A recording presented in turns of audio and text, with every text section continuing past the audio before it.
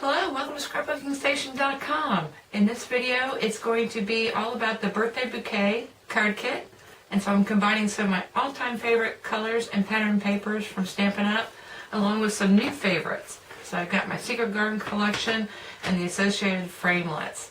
This is another fancy fold, so as the user unveils, you never lose sight of the front and it props up on its own.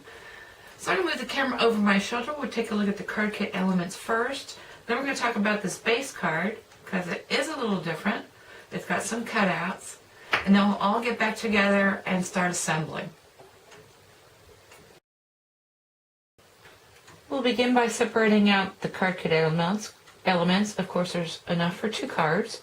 So you get 2 base cards, and they will be totally flat when you get them. I've already played with the second one. But they are gold embossed and stamped and already scored for you. And you can see where I've also cut out the edges. So you want to put one of those into each pile. Of course, you've got white envelopes that come with your kit, so separate those out as well. Now for your side panels, you've got 4 of these pattern papers, so put 2 in each pile.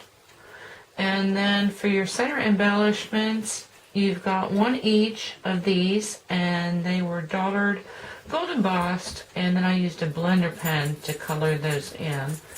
So separate those out as well. You've got 4 of these just stamped and die cut, I want to call them poppies. But anyway, 2 of each in each pile. And then you've got 2 of this flower. So you want to put 1 of those in each pile. And then 2 of the die cut leaf stems, 1 in each pile. And then for both cards, this is about 18 inches of the gold baker's twine. And this is new and it's really pretty.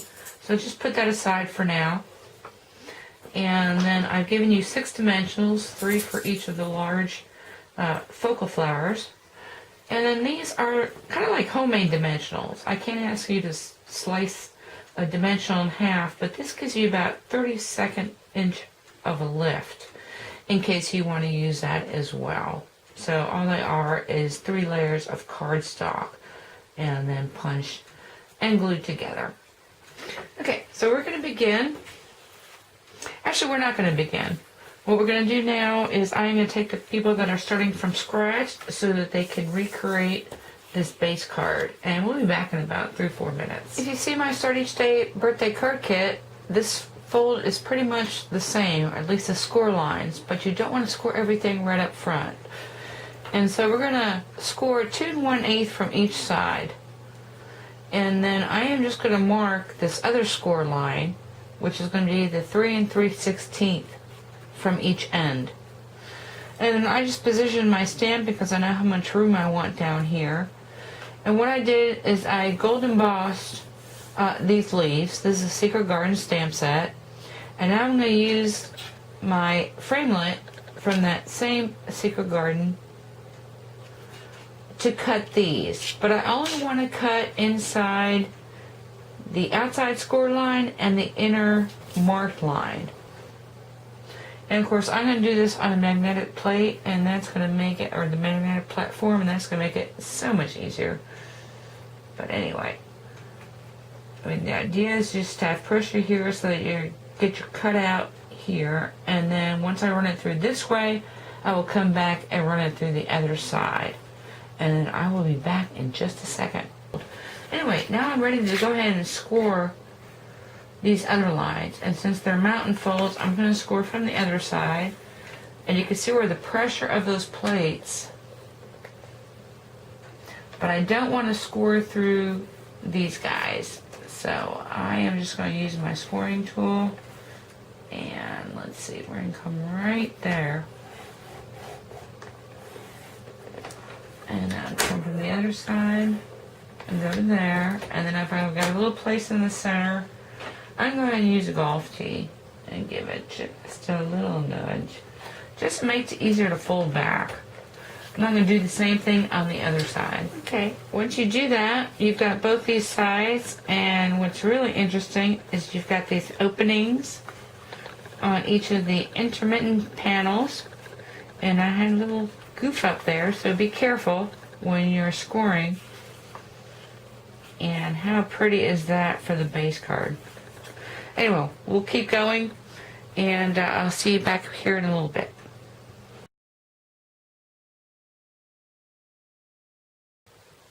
Okay, the first thing you want to do is get these panels onto either end of the base card. And for the people with the card kit, these are definitely have an up and down, so you don't want to mix them like this. So look closely, and it doesn't matter whether they both go up, they both go down, but they should be kind of facing the same way. So make sure that is cool, kind of situate that, and all you want to do is put a thin layer of glue along the edge, and these are cut just a little bit less than 2 1/8 by 5 1/2. And that is because when you put these on here, it is really important that you do not cross this first score line. So I'm going to put it right up against there. And they should fit just about perfectly. Maybe you might have a little bit of this base card stock showing. But like I said, you really don't want to cross over.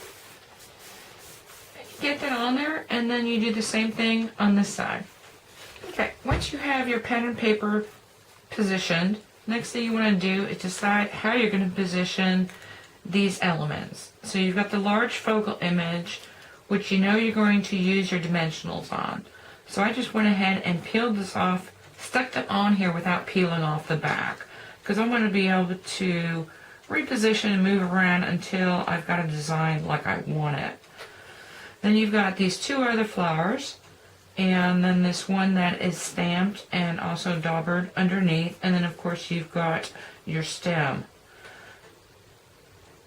So let me just show you a couple of photographs.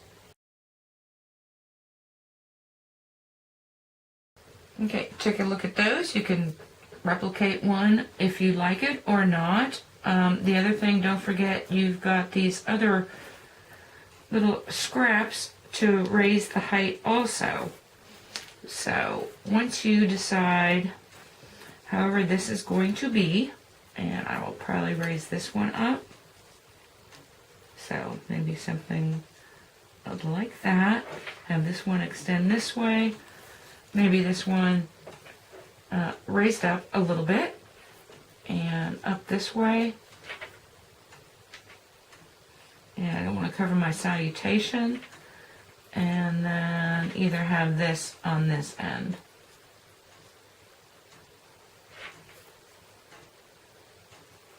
Okay, so maybe something like that. I'll finagle them. Now the only thing you want to keep in mind as you glue each of these elements down is that you don't want to have glue. There's a score line right here. You don't want to have anything stuck into this middle panel. So that's between the front and your pattern papers. So let's get that all situated in layers. Okay, so I've positioned and attached my flowers how I wanted the arrangement. And so first off, my stem, again, everything that you're going to attach needs to be inside this inside score line. So I've got this stem attached coming out this way, and then also directly on the base card I've got this flower, again only attached into the center. Then I use my homemade dimensional and raised up this guy. Now you don't want to extend off the top or the bottom, otherwise you won't be able to fit into your envelope. And then this guy is also raised up over here on this side. And then of course I've used my Stampin' Up! Dimensionals to bring up my focal. Okay, so now the first thing you want to do is take care of this center fold. So we're just going to bend that back carefully and crease it. So you can see where I've got both of these guys sticking out. And then come back with this outside score line.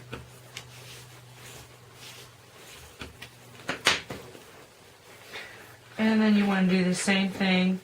I'll go ahead and flatten that out to this side.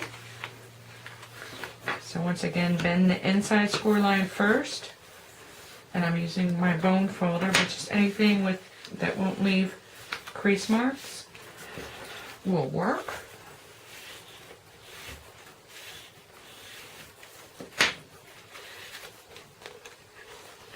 And then you can kind of get a look at how that's going to look when you're done. And the last thing you need to decide is where you're going to stick this baker's twine. So this is the gold baker's twine from Stampin' Up.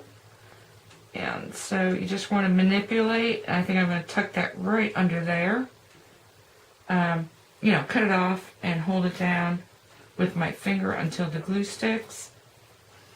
And then I'll be done. So I am just going to leave you with my finished images. And as always, I hope you took something away with you that you can use in your own card making. Surprise, I'm back. Sorry about that, but there is one more thing you need to do. And that is to flatten it, because in order to stick it in an envelope, it needs to be flat. So fold it so that it is closed, quote unquote. And then what you need to do is take some very heavy objects. And last time I used yearbooks, but this time I'm going to use, let me see. I got a geography book and my Neil Sperry Gardening for Texas. Now that I'm in Georgia, I don't need it, but it works good to put some weight on some cards. Anyway, that's all I had to add, and if you wait a couple hours, when you take it out, it remains pretty flat. So, once again, thanks for watching.